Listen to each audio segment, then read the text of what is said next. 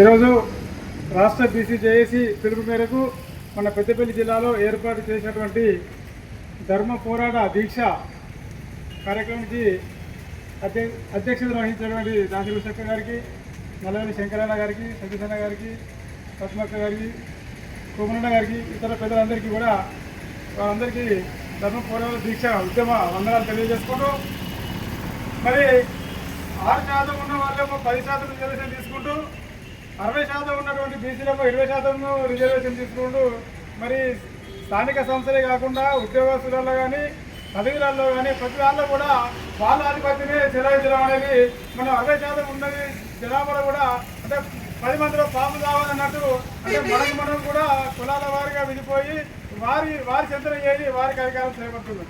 అంటే మనము ఈరోజు పోరాటం చేయకపోతే రేపటి రోజున వాళ్ళ కింద అయ్యా దొర బాంచాలనుకుంటా మరి ఆనాడు దొరల చేతనే నక్సలిజం పుట్టి మరి భూ పెద్దదారులందరినీ అణిచివేయడం జరిగింది.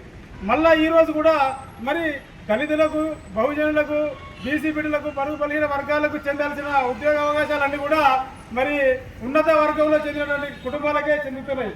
మరి బీసీ ఉద్యమం చేయడం వల్ల మనకి ఏమొస్తుంది అంటే నాయకత్వం, అంటే మన వడ్డించినోడు మనవాడైతే ఏ మూలకున్నా కూడా మనకు అందుతాయి అన్నట్టు మనవాడైతే రేపు రాజ్యాధికారం చేసినట్టయితే మన పిల్లలందరికీ బాగుపడతారు, మన పిల్లలందరికీ స్కాలర్షిప్లు వస్తాయి, రేపు మనందరికి ఉద్యోగాలు వస్తాయి, వారి కుటుంబాన్ని బాగుపడతాయి, మంచి కుటుంబాన్ని ఏర్పరచుకోవడానికి ఆస్కారం ఉంటుంది. అంటే వాళ్ళ రాజ్యంలో వాళ్ళే వ్యత్యాసం.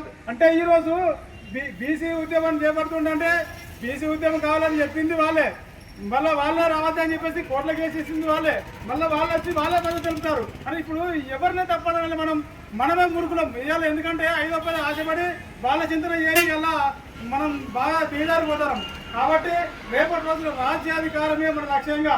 మరి ఇంకొక 3 సంవత్సరాలు ఉన్నది, పెద్ద సమయం కూడా ఏం లేదు. కానీ ఈ సమయంలో ప్రతి కాన్స్టిట్యూన్సీలో స్థానికంగా ఎంపీటీసీ కానీ, సర్పంచ్ కానీ, వార్డు మెంబర్ కానీ, జెడ్పీటీసీ కానీ, రేపు జరగబోయే ఎమ్మెల్యే ఎన్నికలలో కూడా మన బీసీ బిడ్డలకే ఓటేసి మరి అక్కడ రాజ్యాధికారంలో అక్కడ చీరల కూకుండా పెట్టినట్టయితే మనందరికీ సమాన నాయకత్వం, సమాన అవకాశాలు దొరుకుతాయని చెప్పి ఆశిస్తూ మరి దీనికోసం మనిషికి ఒక 2 తీసుకొచ్చినట్టయితే సభ అనేది ఒక 1000-2000 మందితో రోడ్డు కిక్కిసిపోతుంది.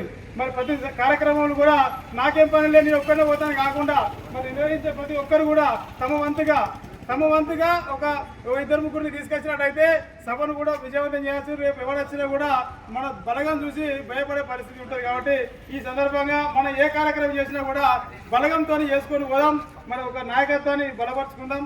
ఈ రకంగా ఈరోజు నిర్వహించినటువంటి కార్యక్రమాన్ని విజయవంతం చేసినందుకు ప్రజలందరికీ కూడా కృతజ్ఞతలు తెలుసుకున్నాం.